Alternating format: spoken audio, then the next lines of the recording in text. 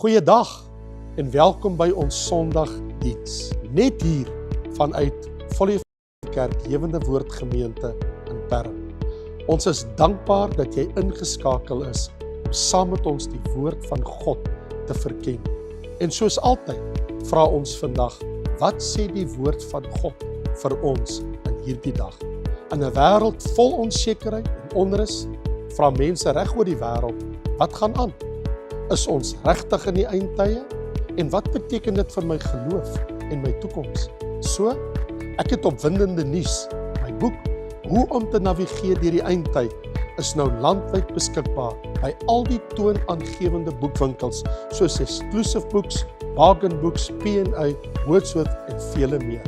Met meer as 360 vrae en antwoorde, bied hierdie boek Bybelse insig oor kwessies soos die konflik in die Midde-Ooste, is dit profeties? Is die Israel van vandag dieselfde as die Israel van die Bybel? En watter eindtyd profeseë sien ons vandag reg voor ons oë afspeel? Gaan kry vandag jou kopie of vra jou boekwinkel om dit vir jou te bestel. Dit sal binne enkele dae op jou rak wees. En as jy Engels verkies, goeie nuus. Ons Engelse weergawe van die boek How to Navigate to the End Times is nou ook beskikbaar landwyd. En ons het ook 'n Engelse YouTube-program genaamd Did You Know op ons nuwe Engelse kanaal Raymond Lombard Teachings. Elke donderdag aand om 7:00 gesels ons daaroor Bybelse waarhede soos wat sê die skrif oor die eindtye, die Israel-Palestynse konflik en die geestelike betekenis van wêreldgebeure. So teken gerus in op ons Engelse kanaal Raymond Lombard Teachings en wees deel van hierdie kragtige reis deur die eindtyd profeseë. Maar nou, laat ons stil raak, ons harte oopmaak en ontvang die woord van God. Wees geseënd.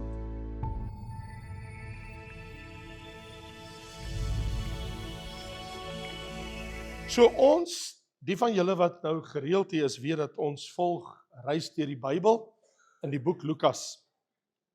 En ek het vasgeval daar in Lukas 22. En daarvan vers 39 wil ek vir jou lees. As jy jou Bybel gebring het, kan jy net met my saam lees. En hy, dis nou Jesus, het vertrek en volgens gewoonte na die Olyfberg gegaan. En ook sy disippels het hom gevolg. En toe hy op die plek kom, sê hy vir hulle, bid dat julle nie in versoeking kom nie. En hy het hom van hulle afgesonder, omtrent so ver as 'n mens met 'n klip kan gooi, en neergekniel en gebid en gesê, Vader, as u tog maar hierdie beker van my wil wegneem, laat nogtans nie my wil nie, maar u wil geskied. En 'n engel uit die hemel het aan hom verskyn en hom versterk. En toe hy in 'n sware stryd kom, het hy met groter inspanning gebid. En sy sweet het geword soos bloeddruppels wat op die grond val. Toe staan hy van die gebed op en kom by sy disippels en vind hulle aan die slaap van droefheid. En hy sê vir hulle, wat slaap julle? Staan op en bid, dat julle nie in versoeking kom nie. En terwyl hy nog spreek, kom daar 'n skare, en hy wat Judas genoem word, een van die 12, het voor hulle uitgeloop en nader gekom na Jesus om hom te soen. En Jesus sê vir hom, Judas, verraai jy die seun van die mens met 'n kus? En toe die wat rondom hom was, sien wat gebeur, sê hulle vir hom, Here, moet ons met die swaard slaan. En een van hulle het die diensknegt van die hoofpriester getref en sy regteroor afgekap. Maar Jesus het geantwoord en gesê, hou op, dit is genoeg. En hy het sy oor aangeraak en hom gesond gemaak. Toe sê Jesus vir die owerpriesters en hoofde van die tempel en ouderlinge wat teen hom gekom het julle uitgetrek soos teen 'n rower met swaarde en stokke? Dag vir dag was ek saam met julle in die tempel. Julle het nie die hande aan my uitgesteek nie, teen my uitgesteek nie, maar dit is julle uur en die mag van die duisternis. En hulle het hom gevangene geneem en weggelei en hom gebring in die huis van die hoëpriester. Vader, ek bid dat U die lieflike woord vanmôre in ons lewe waarlik waar sal waarmaak, want sekerlik wil U tot ons spreek. U sê dat my woord sal wees soos die reën en die dou wat die aarde benat. Dit sal nie ledig na my terugkeer nie. Here, dat hierdie woord nie vanmôre by elkeen van ons verbygaan of by iemand wat hierna luister, dat die woord maar net oor die persoon spoel en dit is weg nie. Maar dat U woord sal wortel skiet in vrugbare aarde in ons harte, om vrug te dra tot eer van die Here. Ons vra dit in Jesus naam. Amen. Wat sal jy sê van daai nag in Getsemane? Iemand het eendag 'n opmerking gemaak en hy het gesê, dit moet wees die nag toe God gearresteer is. Ons kan eintlik sê, dit was die nag waar die Seun van God gearresteer was deur mense. Want hier staan in vers 54, en hulle het hom gevangene geneem en weggelei en hom gebring in die huis van die hoëpriester. Kan jy glo dat mense die Seun van God, en hy het gewilliglik dit toegelaat, sy hande vasbind, hom arresteer en hom weglei? Dis verskriklik as ons dink, dit het alles in 'n tuin gebeur. 'n Eensame tuin, Getsemane. Getsemane wat beteken olyfpers of oliepers. Die plek Getsemane, want dis daar waar Jesus 'n baie diep worsteling deurgaan. Is nogal treffend dat dit in 'n tuin gebeur het en nie op 'n berg of 'n plek op 'n heuwel, maar binne in 'n tuin. Die plek waar Jesus en sy disippels altyd gaan bid het. Die plek wat Judas Iskariot goed geken het.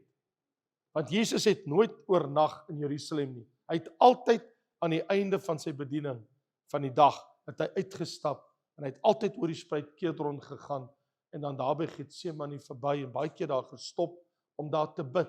Dit was sy gebruikelike stopplek aan die kant die spruit op die hange teen die skuinste van die Olyfberg voordat jy teen die Olyfberg begin opgaan.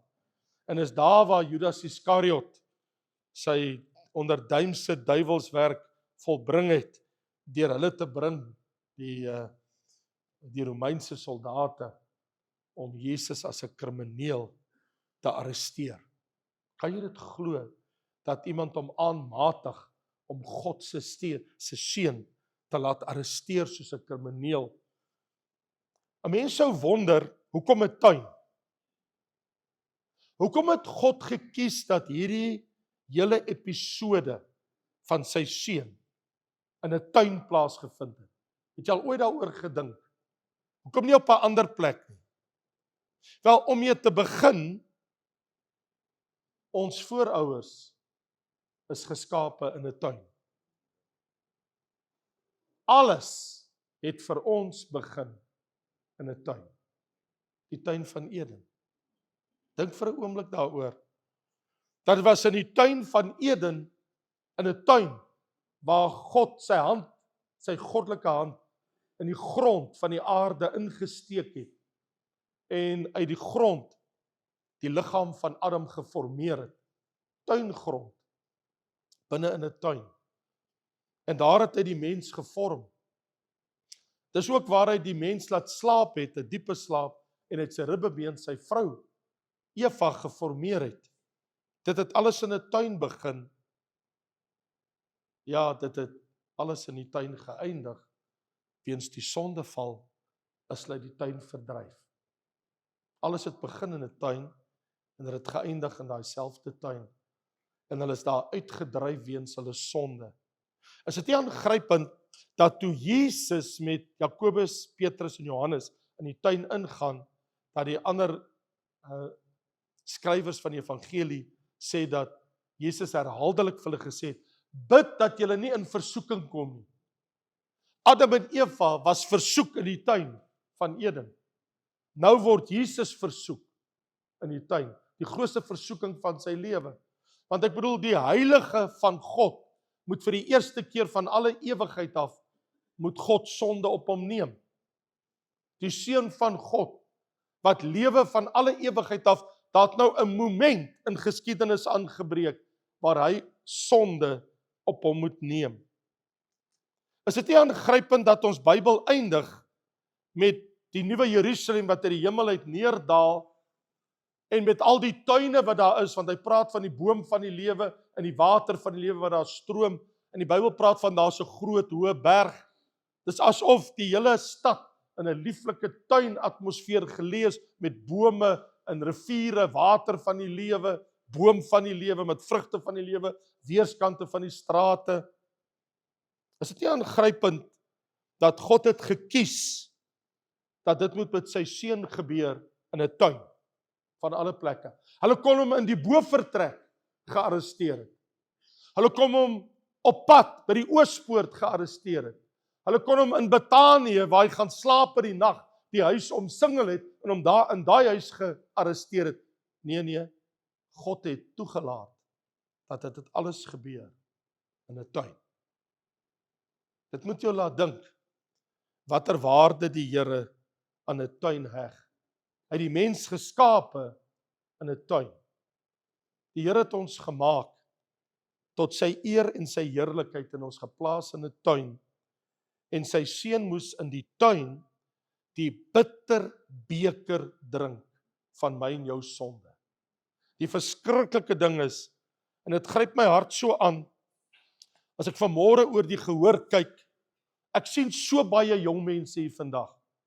Ek sien in al die blokke, toe ek hier sit net nou, en ek dink, Here, dat jong mense kom om na God se woord te luister, dit gryp my hart aan. Dat jong mense wil vir die Here ruimte skep. Ek praat van generation van Gen Z, ek praat van millennials. Dis nie net mense wat gevord is in die jare nie, want jy sien God se woord is vir jonk en oud. Dit verander glad nie, want waarmee sal die jongeling sy pad suiwer hou? Hoe sal jy jou pad in die lewe mooi en reg hou voor die Here? Die Bybel sê, deur dit te hou na u woord. Wanneer jy kom en jy drink die woord, sal jy sien wat God in jou lewe vir jou gaan doen. Wel, hier is die ding, om by Getsemane te kom, moes Jesus oor die spruit Kedron. En dis aangrypend, want Johannes 18 vers 1 sê, nadat Jesus het gesê in die bovertrek, het hy met sy disippels oor die spruit Kedron gegaan, waar daar 'n tuin was, waarin hy self gegaan het met sy disippels. So luister mooi, om by die tuin te kom, moes Jesus eers die spruit Kedron kruis.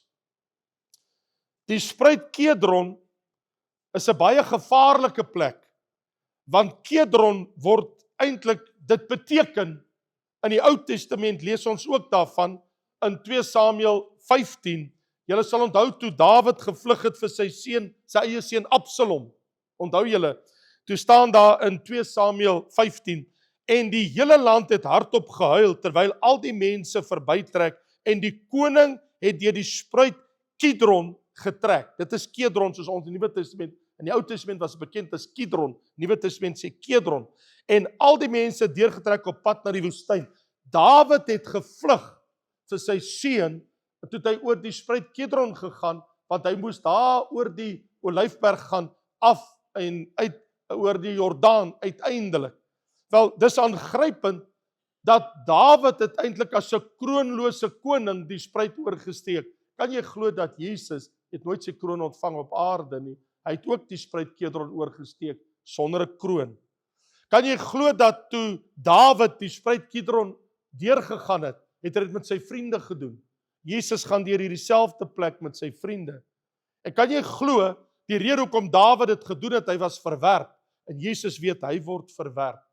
En hier is die aangrypende ding, om te dink dat Kedron beteken Kedron, donker, obskuur, modderig.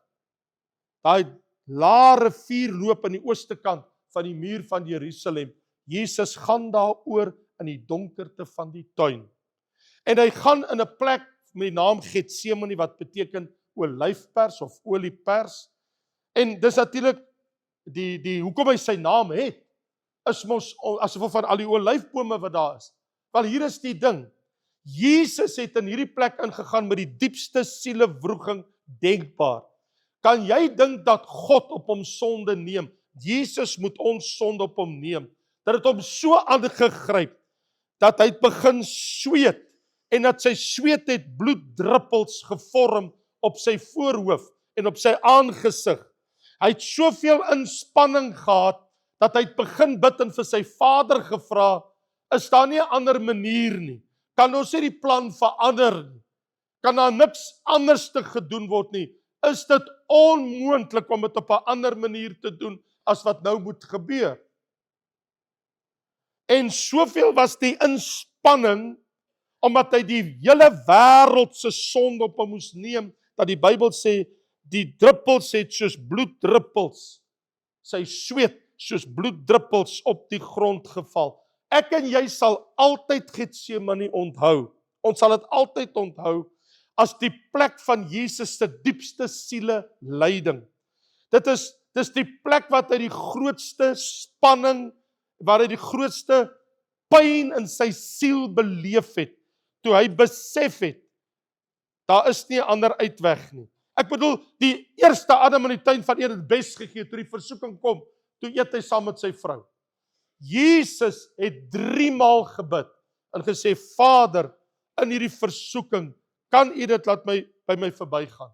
Markus gaan so ver, hy sê in Markus hoofstuk 14, toe hy in daai plek kom met Getsemane, het hy Petrus, Jakobus, Johannes met hom geneem. Dit tref my. Hoekom het hy 3 vriende saam met hom geneem, maar die ander is deur? Maar hierdie 3 vriende is net so ver as jy met 'n klip kan gooi. Nou as ek gooi, my arm is sterk, dan kan ek 'n klip gooi en ek sal dit gooi daar tot in die boonste auditorium. Alright? Dis hoe ver. Van daar waar julle sit daarbo tot hier waar ek is, so ver is Petrus, Jakobus, Johannes van Jesus af. En hy kniel daar, dis nogal aangrypend. Hy 3 keer in sy lewe, sy 3 vriende wat die naaste aan hom was, Petrus, Jakobus en Johannes was die intiemste 3 naaste vriende van Jesus. Hy het baie ander gehad, hy het ander apostels ook, maar hulle 3, is dit nie aangrypend nie, dat 3 keer in Jesus se lewe, het hy daai 3 saam met hom privaat een kant toe gevat. Hy het dit 3 keer gedoen. Die eerste keer, onthou julle, toe Jairus se dogtertjie gesterf het, toe vat hy net Petrus, Jakobus, Johannes in die huis, en hy wek die dogtertjie die doodheid op. Die ander keer was, onthou jy, toe Jesus op die berg van verheerliking was, en Moses en Elia kom praat met hom oor sy Exodus, wat hy in Jerusalem moet volbring. Hulle bespreek wat nou hier gebeur, oor Jesus moet sterf aan 'n ou ruwe kruis. Toe het hy ook daai 3 vriende by hom gehad, toe hulle oor sy dood praat. En hier is hy in 'n doodstryd geworstel, en hulle gaan hom kom gevangene neem, net hier waar hy bid, gaan hulle hom kom haal, en hom by die kruis toe verdoem, en die volgende dag sou hy sterwe. Is dit nie aangrypend nie, dat al 3 het met die dood te doen? Luister wat ek sê, 3 keer het hy sy 3 vriende alleen by hom gehad, en elke keer was die fokus op die dood. Wel, die eerste keer was dit, toe hy die dood oorwin het, deur Jairus se dogtertjie die doodheid op te wek. En by die tweede geleentheid, toe hulle daar gehad het, was by sy verheerliking, toe sy aangesig soos die son geskyn het in sy krag. In ander woorde, maak my dood, ek sal weer 'n verheerlikte liggaam kry, al maak julle my dood. En nou hier is hy in 'n doodstryd. En hier terwyl Jesus vir sy 3 vriende sê, bid saam met my. En wat doen hulle? Hulle slaap. Bid saam met my en hulle slaap. Nou, wat vir my so aangrypend is in hierdie gebeure is, my juffrou by die skool het vir my die opdrag gegee toe ek 'n jong seun was, dat ek moes Jesaja 53 moes ek uit my kop uit leer. So dit was my opdrag gewees by die skool. Elkeen het 'n hoofstuk gehad wat hulle moes leer, en ek moes Jesaja 53 moes ek uit my kop uit leer. So ek kan nooit Jesaja 53 vergeet nie, omdat as 'n kind het ek dit nou uit my kop uit geleer. En wanneer ek altyd by hierdie verse kom, vers 5 en 6, Maar hy is ter wille van ons oortredinge deurboor. Ter wille van ons oortredinge is hy deurboor. En ter wille van ons ongeregtigheid is hy verbrysel. En waar die Here die straf van ons almal op hom laat neerkom het. Ons het elkeen gedwaal so skape, maar die Here het die ongeregtigheid van ons almal op hom, op Jesus laat neerkom. Ek ken dit nie net as 'n storie nie. Ek ken dit nie net as 'n hoofstuk wat ek moes leer nie. Maar vandag ken ek dit as die een wat sy lewe vir my gegee het. Dit is soos die man wat gevra was om 'n resitasie op te sê en almal het geleentheid gehad voor 'n gehoor. Toe besluit hy sal Psalm 23 opsê. En toe hy Psalm 23 opgesê, toe sit almal in huil. En die persoon wat alles georganiseer het vra, hoekom het almal gehuil toe jy lees en niemand anderste het gehuil terwyl die ander gelees het nie? Toe sê hy, ek ken die herder. Ek vra nie of jy die vers ken nie. Ek vra nie of jy die Bybelteks ken nie. Ek vra of jy die een ken wat jou sondes op hom geneem het. Ek vra, ken jy daai man? Ken jy die man wat jou sondes op hom geneem het? Het jy hom ontmoet? Het jy geweet jy kan nie hemel toe gaan as jy hom nie ontmoet het nie? Het jy geweet jy kan nie gered word as jy hom nie ontmoet het nie? Want iewers in jou lewe, soos wat hy neergeval het, en hy jou sonde en my sonde op hom geneem het, moet jy op jou knieë val en moet jy hom as jou saligmaker aanvaar en hom aanneem as jou Here en jou verlosser. Want anders sterf jy in jou sonde. Wat jy sien, is net geldig vir hulle wat glo. Ja, potensieel kan almal gered word, maar dit gebeur nie. Want die Bybel sê, alleenlik as jy glo en jy bely en jy aanvaar hom. In ander woorde, ek moet die vraag vra. Het jy al op jou knieë gegaan en jou sonde met berou teenoor hom bely? Ek praat van die een wat aan die kruis later sou sterwe. Ek praat van die man wat daar in die tuin by die oliepers was, toe hy die sondes op hom moes neem. Ken jy hom? Het jy jou sonde teenoor hom bely? Want jy sien, hy's die enigste mens wat sondes op hom geneem het. Geen ander mens kan dit doen nie, want almal is sondaars. Niemand anders kon dit vir jou doen in die hele wye wêreld nie. Nie gister, nie vandag en ook nie môre nie. Net die een wat sonder sonde was van sy eie. Die Bybel sê hy het geen sonde van sy eie gehad nie. Alleenlik hy kan dit doen. Niemand anders kan dit vir jou doen nie. Hulle is almal sondaars. Niemand kan vir my saligheid bied nie. Niemand kan my red uit die kloue van die dood en die hel en die verdoemenis eendag nie. Hulle is almal sondaars. Almal het gesondig. Romeine 3. En dit ontbreek hulle in die heerlikheid van God. Almal is skuldig. Ons almal. Ek kan dit nie vir jou doen nie, jy kan dit nie vir my doen nie. Maar dit moes so verskriklik wees, hierdie angswekkende ervaring van Jesus. Die moontlikheid het selfs bestaan dat hy daar kon sterf in die tuin. Hy kon sterf van 'n gebroke hart.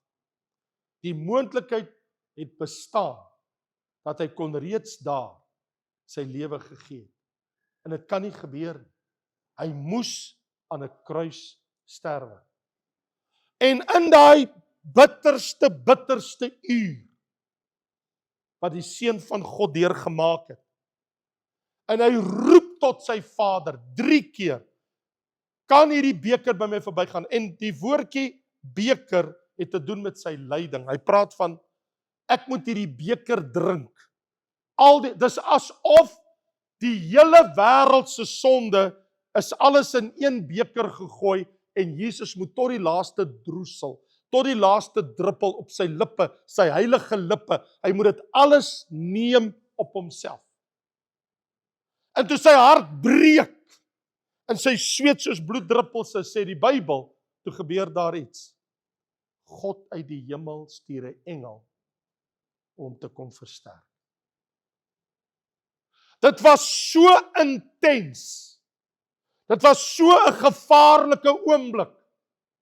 Hy's net 'n mens in sy liggaam soos ek en jy. Soos ek en jy, net 'n menslike liggaam. Hy kan net soveel vat, en dit is bewys op pad na die kruis. Toe hom daai aand geslaan het, in die volgende oggend, en hom so verniel het, met die hele leermag. Ek bedoel, op pad kruis toe val Jesus. Hy kon nie meer nie, hy het daar gelê. Hy kon nie meer eers net die balk van die kruis dra nie, en die geleentheid was weer daar, dat hy daar kon gesterf het, in die Via Dolorosa, op die pad na die kruis, en dit mag nie gebeur het nie. Hy moet aan die kruis hang, want die woord het gesê, dis waar hy vir ons sal sterf. Hy sal tussen oortreders hang aan 'n kruis. En sy liggaam kan nie meer nie. Hy's net 'n mens in sy liggaam. Kom sy engel uit die hemel, om hom te kom aanraak, om hom te kom versterk, om te sê, drink die beker van die Vader. Iemand het eendag gesê, elke lewe het sy Getsemane. Ons het dit almal. As jy dit nie het nie, gaan jy dit eendag kry. Maar elke Getsemane het ook sy engel. God bring uitkoms. Jy voel dalk jy's in 'n Getsemane. Daar is 'n engel. God sal dit nie vir sy seun doen, en nie vir my en jou nie. Want sy seun se gebed, 'n uur van tevore, in die bovertrek, voor nou, was die liefde waarmee, jy kan dit gaan lees in Johannes 17, sy gebed was, Vader, my begeerte is, en nou gaan ek jou skok, this is gonna be a shock, het jy geweet, dat Jesus sy Vader gebid het 'n uur van tevore? Jy moet dit gaan lees. Jy kan maar vanmiddag gaan sit, dan gaan lees jy dit, in Johannes 17. Hy sê, Vader, die liefde waarmee u my lief gehad het, dat u dieselfde liefde sal hê vir die disippels van my. Jesus het sy Vader gevra, hy moenie 'n onderskeid in liefde maak nie. Die liefde wat Vader vir sy eie seun het, moet hy vir ons almal hê. Dis so lief God jou het. So lief as wat hy sy eie seun het. En hier, in sy grootste lyding, watter aanmoediging moet dit nie vir my en jou wees, as ek en jy moet groot besluite neem. En ons weet daar's 'n prys om te betaal. Dat ek en jy 'n oomblik kan beleef, ek moes dit ook al in my lewe doen, waar ek moes links of regs, ek moes 'n keuse maak oor sekere goed in my lewe. En net iemand wat by daai Getsemane weet, sal weet waarvan ek praat. Julle ken nie my Getsemanes nie, ek ken nou nie al jou Getsemanes. Maar daar was daai oomblik, en ek sal dit nooit vergeet, by Bernsdeel in die Vrystaat, buitekant Frankfurt, op 11 uur Sondagoggend, ek het geweier om kerk toe te gaan. En Nico Mariek het vir gesê, kom saam met ons kerk, sy sê, ek weier. Ek wil alleen by God wees, en God alleen. Nie by julle en by niemand. En ek was op 'n plaas alleen, en daar in die oggend, in die stof, by Bernsdeel, op die plaas, toe moes ek kniel voor die God van die hemel, en ek moes my Getsemane deurmaak, in die bitterste droefheid van my siel, en daar moes ek sê, laat u wil geskied, en nie myne nie. Ken jy daai oomblik? Was jy al daar? Het jy al daai oomblik gehad? Wie waarvan ek praat? Nee, jy sal nie weet as jy nie daar was. Maar jy's van julle wat weet waarvan ek praat. Ken jy daai oomblik van Getsemane? Kan ek jou iets sê? God verlaat jou nie. Of hy 'n engel stuur, en of hy sy seun vir jou stuur, en of hy sy gees vir jou stuur, maar hy los jou nie. Hy het nie sy seun gelos nie. Hy het sy seun versterk deur 'n engel na hom toe te stuur.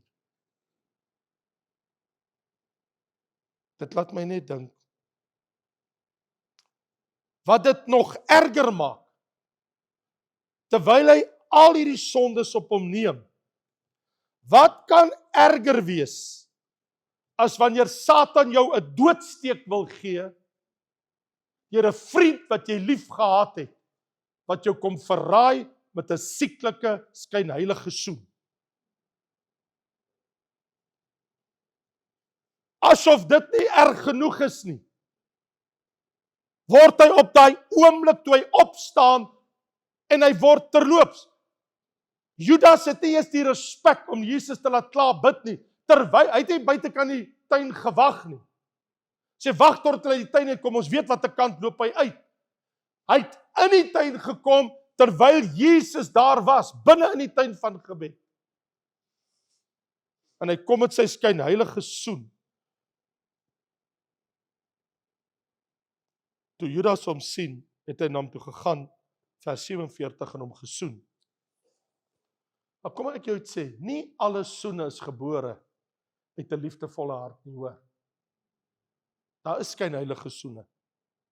Kan soms bedrieglik wees. Vra maar vir Judas. Ek wil sy soen is die mees skynheiligste, bedrieglikste denkbaar. Daar kan nie 'n soen wees wat meer skynheilig is, soos daai soen van 'n Judas Iskariot, van 'n vriend, wat sy ander vriend so verraai.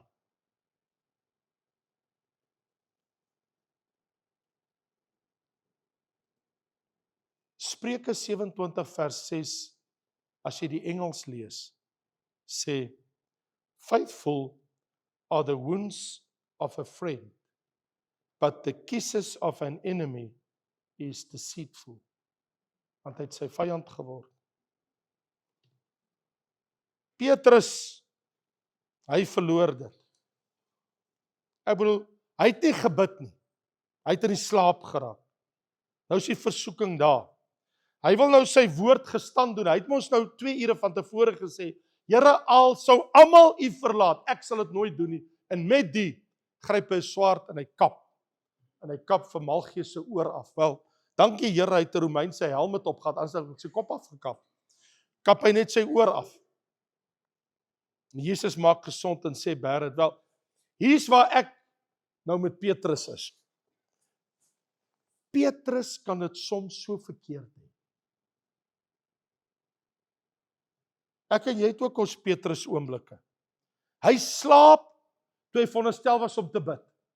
Nommer 1. Jesus sê bid. Petrus bid. Hy het 3 keer vir hom gesê moet bid en elke keer in die slaap geraak. In plaas van dat hy waak, slaap hy. Die tweede ding is, in plaas van hom te praat en stil te bly, hy ruil dit om. Want toe Jesus vir sy disippels sê, hy gaan hulle voete was, toe sê hy, Here, dan nie my voete nie, maar my hele lyf, maar eers, jy gaan nie my voete was nie. In plaas van dat hy stil bly en Jesus net los. In ander woorde, ek sien nie vir Petrus. Hy slaap wanneer hy moet bid. Hy praat as hy moet sy mond hou. In plaas dat hy net stil bly, maar dit borrel net uit hom uit. En dan op die ander kant, hy's vol bravade, toe hy veronderstel is om te vrees, toe sê, Here, ek sal u nooit verlaat nie, al verlaat al die ander nie.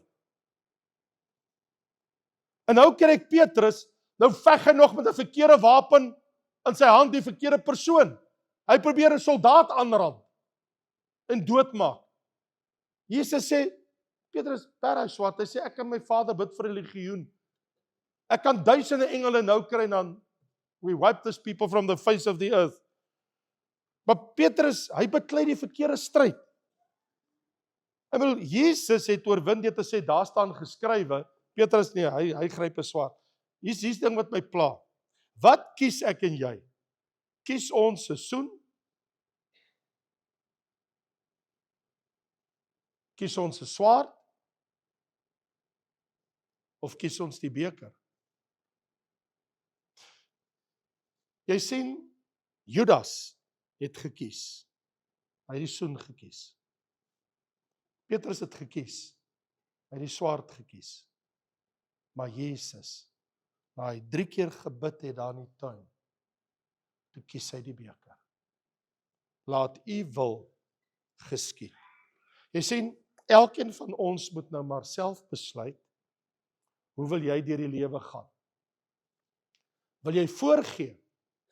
Wil jy 'n skynheilige lewe lei, waar niemand anders weet, soos 'n Judas? Hoe lank het Judas daai skynheilige lewe gelei? 3,5 jaar lank, né? 3,5 jaar. Nooit tot wedergeboorte gekom nie. 3,5 jaar. Die geldsak gedra. Was by alles by Jesus, alles gesien, alles beleef, al die vorige pasga maaltye by alles. Hy was altyd daar. Petrus, die veglustige. Hy wil altyd veg vir sy plek onder die son. Of sal 'n mens oorgee soos Jesus ons leer aan Vader se perfekte wil? Dit het my laat wonder. So wat sal dit wees? Sal dit 'n soen wees? Sal dit 'n swaard wees? Of sal dit 'n beker wees? Want jy sien, vandag kan ek ook kies. Ek kan 'n dubbele lewe lei, en ek sal seker wegkom in baie areas, maar dit gaan my mos eendag inhaal. Ek kan veg vir my plek waar die Here wou gehad het. Ek moes dit net aan hom oorgee. En dat sy wil oor my lewe volbring word. Staan daar dan nie geskrywe, wie agter my aan wil kom, moet elke dag homself verloon, sy kruis opneem en my volg. Staan dit dan nie geskrywe nie? Staan dit dan nie daar nie?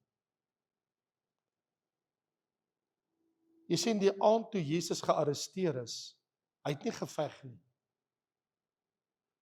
Hy het nie Judas 'n klap gegee nie. Dis nie wie Jesus is nie.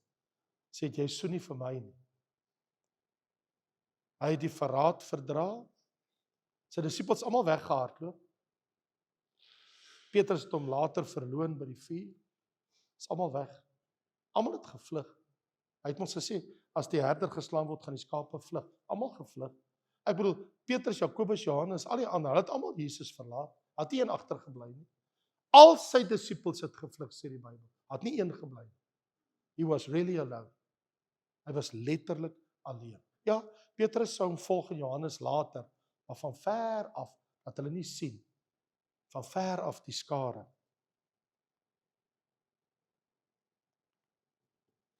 Is jy in 'n Getsemane? Het jy gebed nodig? Is jy in 'n situasie waar die Here jou moet help? Jy sê, Here, as U my nie help, wat gaan van my word? Wat hou die toekoms vir my in? Kom ons buig ons hoofde net daar waar jy sit. Ek gaan die orkes vra, wat ek nie normaalweg doen, om vorentoe te kom, 'n plek in te neem asseblief, as julle dit kan doen.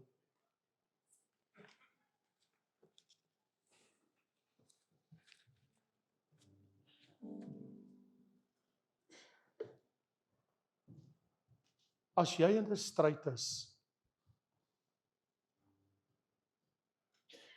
dan wil ek jou vra,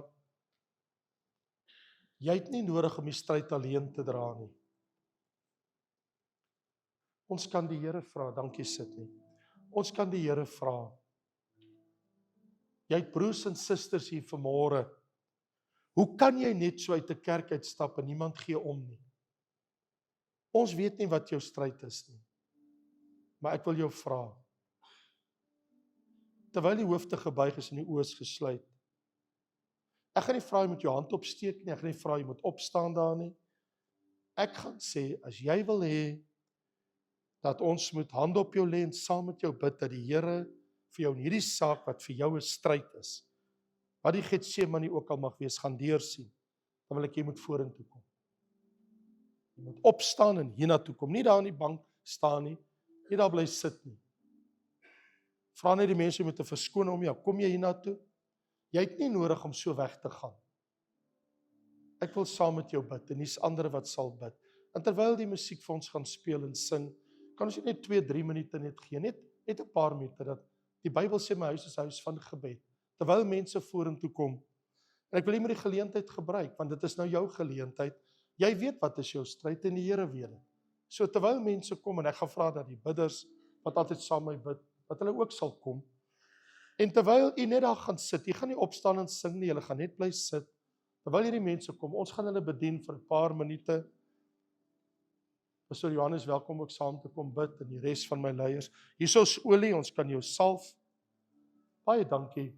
Sal eers 'n gemeente net so oomblik sit. Ek bedoel, hierdie mense wat vorentoe kom is in stryd. Hulle het die Here nodig vir iets.